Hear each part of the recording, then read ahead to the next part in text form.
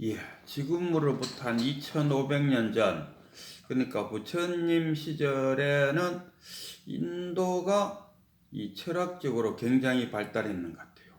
오히려 그 당시에 부처님 태어나시고 중국에는 공자님 태어나시고 노자 태어나고 공자 노자가 한 시대의 사람인데 노자가 조금 몇 살 더 많았는가? 그 공자가 노자를 만나러 갔다 하는 기록도 있어요.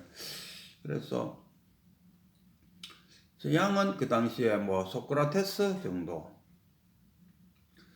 나중에 그 부처님의 제자인 달마가 중국으로 와서 그의 제자들과 공자, 노자의 제자들과 만나서 새로운 선불교라는 아주 요새 말하는 그 조사어록을 만들어냈죠.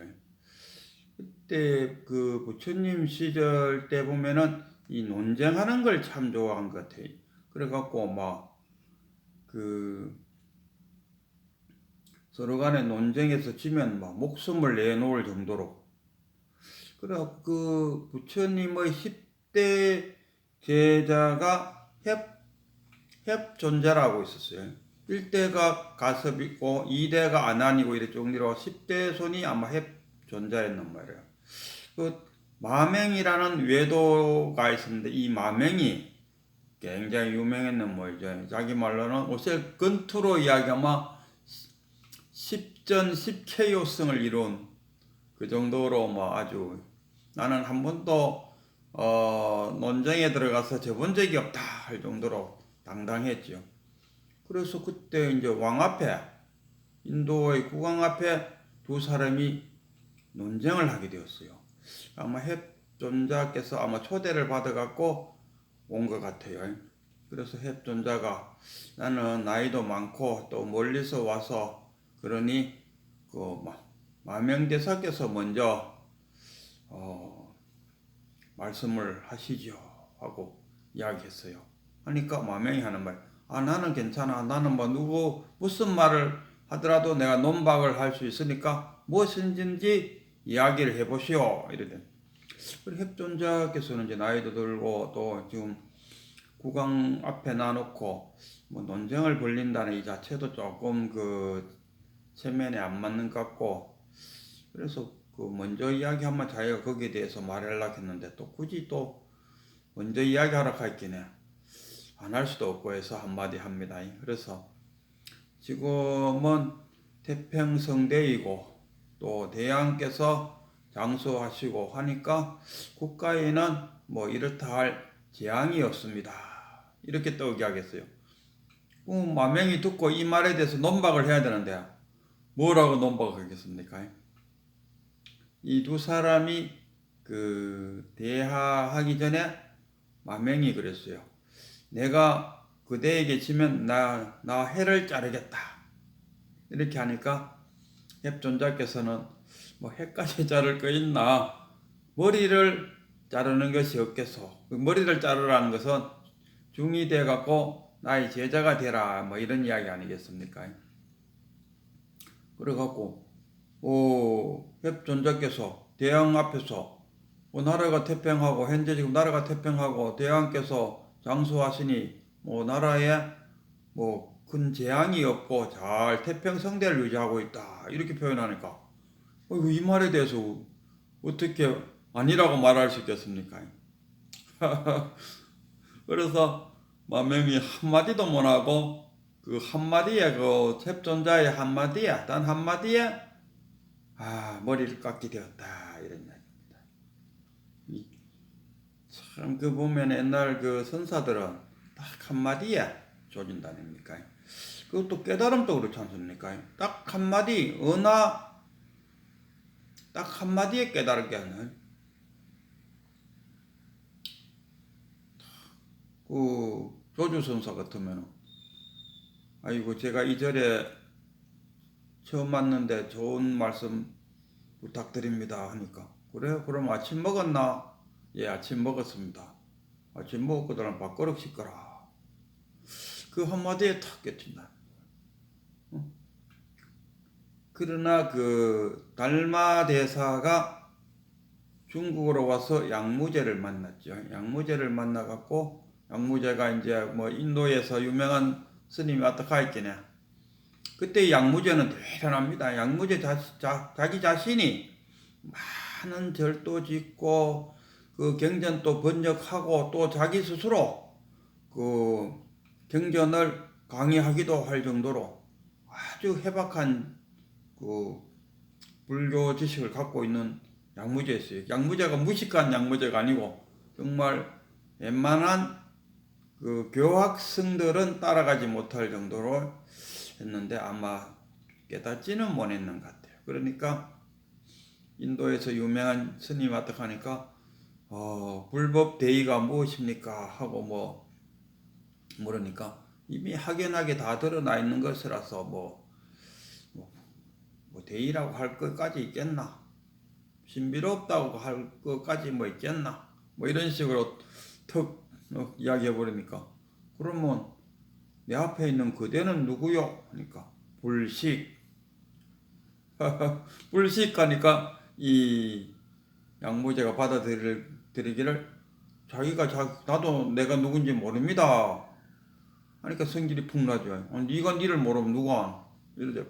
근데 불식이라는 이 단어의 의미를 모르죠. 불식이라는 것은 모른다는 이야기는 뭡니까? 무심이라. 안다 모른다의 분별심을 뛰어넘은 그 자리를 지금 달마대석에서 턱 이야기하는데도 불구하고 양무제는 속세적인 그 차별 중생심으로서 이 무식을 해석했다니까.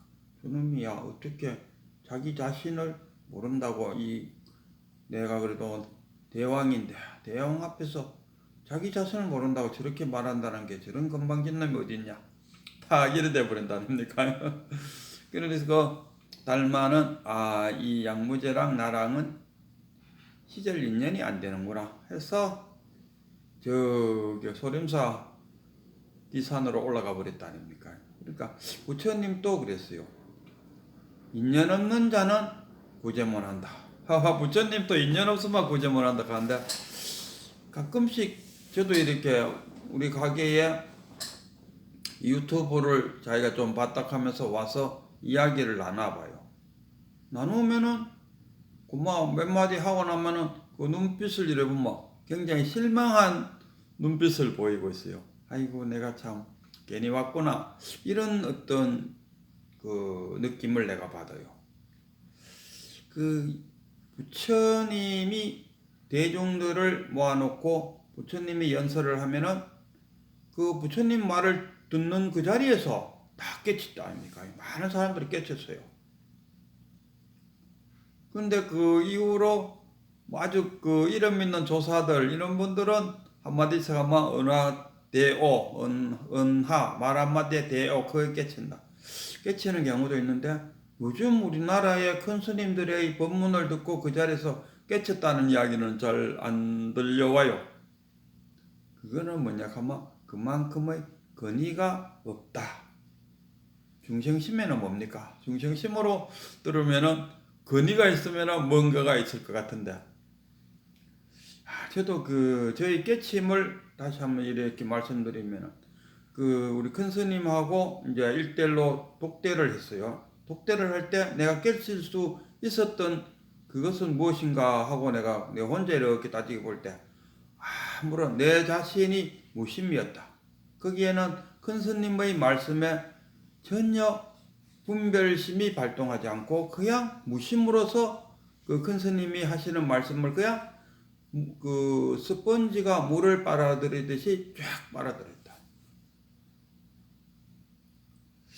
그럼으로써 은하대오를 할 수 있었다. 저는 이렇게 생각합니다. 거기에 만약에 이야기를 들으면서 스님의 말씀이 옳은지 안 옳은지 뭐 그런 어떤 분별심이 작용했다면은 아마 그 큰 스님이 참나를 보여주려고 이런 이야기 저런 이야기를 그대로 싹 빨아들이지 못했을 겁니다. 내가 분명히 그 큰 스님의 손을 붙들고 내면의 세계로 여행을 한다 아닙니까? 그래서 큰 스님이 여기 그다 이 자리다 하고 딱 했을 때, 아 맞네, 내가 탁 받아들였을 때 탁 깨치게 되었다. 만약에 큰 스님이 그 손가락으로 달을 딱 가리키는데, 우리 달을 못 올라가니까 뭐 둘째치고 그 산 정상을 손가락으로 딱 가리켰는데, 그 손가락만 바라보고 스스로 걸어서 정상에 올라가지 않았다면 아무 의미가 없는 거죠. 선지자가 여기가 정상이다 하고 정상을 딱 지적했을 때 자기 발로 그 정상에 탁 걸어 올라갔을 때 정상에 올라가는 거죠. 그러니까 저가 정상입니다 하고 가르쳐줘도 에이 뭐 그럴까? 저가 뭐 내가 볼 게 아닌 것 같은데, 이런 어떤 분별심이 들어가 버리면은 만 좋은 이야기를 들어도 자신의 그 분별심에 의해서 차단돼 버리죠. 그래서 늘 그 말씀드리는 이야기 중에 하나가, 어느 선지식인에 가서 깨달음을 구할 때는 그 스펀지가 물을 빨아들이듯이 싹 빨아당겨야 됩니다. 그 자신의 분별심으로 그 선지식의 말을 가로막아 버리면은 은하대어하기는 어렵죠. 그래서 저도 와서 같이 이렇게 이야기하면은 시절 인연이 그 사람하고 나하고 안 맞았는 모양이라, 시절 인연이 안 맞으니까 내 말이 그 사람의 그 스펀지가 물을 빨아들듯이 쫙 빨리 들어가지를 못했는 게, 에이 뭘 그럴까? 나는 이런 이야기를 잘해요. 부처님은 오온을 이야기했는데, 저는 색 수상행식이 아니고 색과 업과 자아 그리고 참나로 이루어져 있다. 그러니까 그런 말을 부처님이 오온 이렇게 했는데, 나는 그러면 사온이다 이렇게 말할 수도 있겠죠. 네 개니까. 색과 그 다음에 참나와 업과 자아로 구성되어 있다. 네 개의 무덩이다. 이 네 개의 무덩이는 분리되어 있는 것이 아니고 다 불이다. 꼭 하나라고 말할 수는 없지만 그렇다고 해서 둘이라고도 할 수 없다. 우리가 일심 속에, 한마음 속에 중생심 있고 불심 있는 거지, 우리 마음 속에 뭐 불심 따로 있고 중생심 따로 있는 건 아니잖아요. 뭐 슬프다, 기쁘다, 즐겁다, 초조하다, 불안하다, 이런 모든 것들이 다 어디서 나옵니까? 하나의 일심에서 나오잖아요. 그 일심 속에 이렇게 네 뭉티가 있다, 이런 이야기입니다.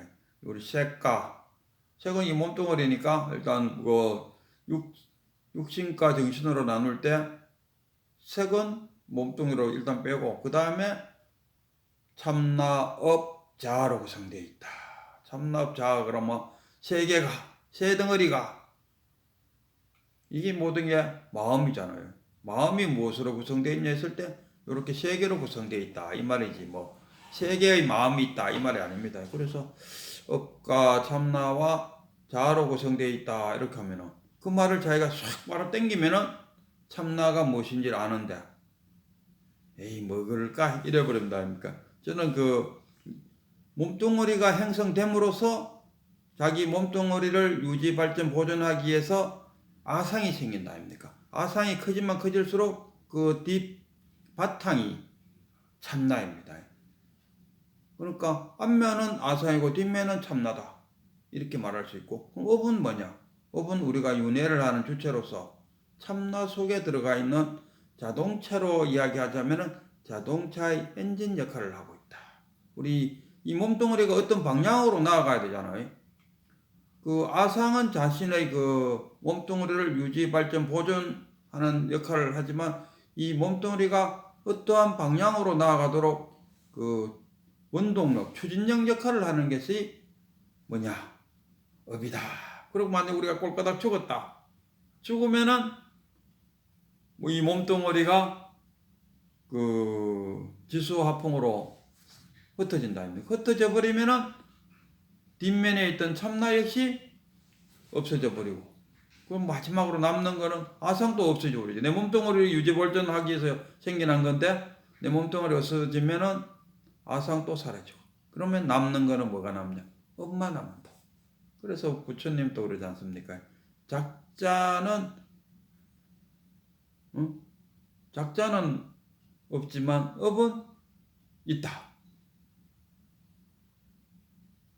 업은 있지만 작자는 없다. 작자가 없을 수밖에. 그렇게는 업을 짓는 그 작자는 지수화풍으로 사라지고 몸뚱아리가 사라짐으로써 자아도 사라지고 자아가 사라지니까 참나 역시 자연이 사라지고 남는 거는 업밖에 안 남는다. 제가 이렇게 이야기하면 이 말을 쫙 바로 땡기면은 생멸 불 그 나고 죽는 불멸불사다. 죽고 삶이 없다. 왜? 업덩어리가 계속 윤회를 하니까. 나의 그 실체가 뭐냐 했을 때, 업덩어리가 나오고, 업덩어리가 사라지면 열반이죠. 업덩어리가 완전 사라지면은 부처님도 더 이상 나는 집을 짓지 않겠다. 부처님은 열반에 들면서 자신은 완전 열반에 들어가겠다고 이야기했어요. 다시 윤회하지 않는다. 저도 윤회와 열반, 완전한 열반 둘 중에 하나 가지라면은 저도 완전한 열반, 내가 고불에 열반에 들면은 더 이상 그 파도가 쳤다가 바닷속으로 잠기듯이 한번 잠겨서 더 이상의 파도가 되지 않기를 바라고 있는데, 어쨌거나 하고 싶은 이야기는 아직 수행을 하고 계시는 분들은 어떤 선지식을 만났었다면은 자신의 아상이라든가 분별심은 내려놓고 정말 무심으로서 그 선지식의 이야기를 쫙 빨아당길 때 그 선지식의 이런지하에 대오를 할 수 있다, 이런 이야기입니다. 오늘 이런 이야기 한 이유가 종록록 97칙의 이야기입니다.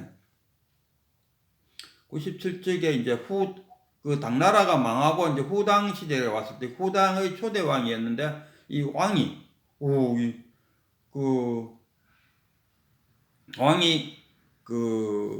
깨달음을 얻었는 말이에요. 그래서 자기 국사 좀 되는 사람 흥하라는 선사한테, 이 흥하 선사라는 건 누구냐 하면은 우리가 잘 알고 있는 임재의 제자였어요. 임재의 제자였는데 임재가 열반에 들 때까지 깨닫지를 못했어요. 그럼 임재의 제자 중에서 삼성, 나의 정법안장을 잘 보존해주기 바란다 하니까 삼성이 내가 잘 보존하겠습니다 하니까, 어떻게 보존하는데 하니까 삼성이 임재의 귀에다가 했어요. 하니까 임재가 하는 말이, 아이고 저 미친 망아지로부터 나의 정법안장이 끝이 날 줄이야 어떻게 알았겠는가, 이렇게 표현했어요. 부정이 긍정이죠. 그래서 이 흥하선사가 임재 밑에서 하다가 깨달지를 못하니까 삼성 밑으로 가서 같은 도반이었지만 깨달은 자와 중국에서는 나이 이런 다 소용없습니다. 인도도 마찬가지요. 가섭 존자가 부처님보다가 나이가 훨씬 더 많아요. 그래도 깨달은 사람과 깨달지 못한 사람의 차이는 하늘과 땅이다, 이런 얘기. 그래서 이 흥하선사가 삼성의 밑에 가서 삼성한테서 깨달음을 얻었다. 근데 족보상으로 보면은 이 흥하선사하고 삼성하고는 같은 도반 관계로 잡아놨더라고요. 그래서 흥하선사로 인해가 쭉 벼디에 가면 우리가 잘 알고 있는 홍일선사, 이런 선사들이 쭉 임재종을 이끌어가고 있죠. 그래서 이 왕이 내가 보배를 하나 갖고 있는데 누구도 이 보배의 가격을 못 매기고 있더라.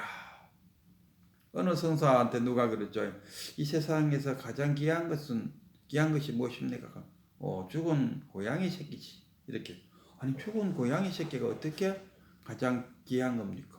죽은 고양이 새끼는 값을 매길 수 없기 때문에. 그렇게. 그래서 이 국왕이 내가 갖고 있는 이 보배에 아무도 값을 못 매기고 있더라. 그때는 값을 매길 수 있겠는가 하니까 흥하선사가 한번 보여주시죠. 보여주시면 제가 값을 매기겠습니다. 이 보여달라는 거 뭡니까? 보배가 있으면은 항상 우리가 불교를 생각할 때는 유물론으로 생각하시면 안 됩니다. 유심론으로 생각해야 됩니다. 유물론으로 생각하면은 이 국왕이 여의주 같은 보물을 하나 갖고 있는갑다, 이렇게 유물론적으로 생각하는데, 이 불교는 윤물론이 아니고 항상 유심론으로 봐야 됩니다. 그리고 또 이 흥하선사가 국왕한테 그 보물을 한번 보여주시오 하니까 그 중국의 그 왕들은 이렇게 머리 이렇게 덮어 쓰고 있지 않습니까? 그래갖고 이 끈대기가 이렇게 매여져 있어요. 그래서 한번 보여주시오 하니까 요 다이아 쓰고 있는 요 끈대기를 살짝 하니까 얼굴이 앞면이 살짝 보였다. 전체를 보이는 거죠. 우리가 큰 스님이 꽝 하는 거나 그 법당에 올라가서 가만히 앉아 있다가 성 위로 오는 거나 이렇게 산숟가락으로 이렇게 하는 거나 다 온몸으로 드러내는 거죠. 그 닭발, 덕발,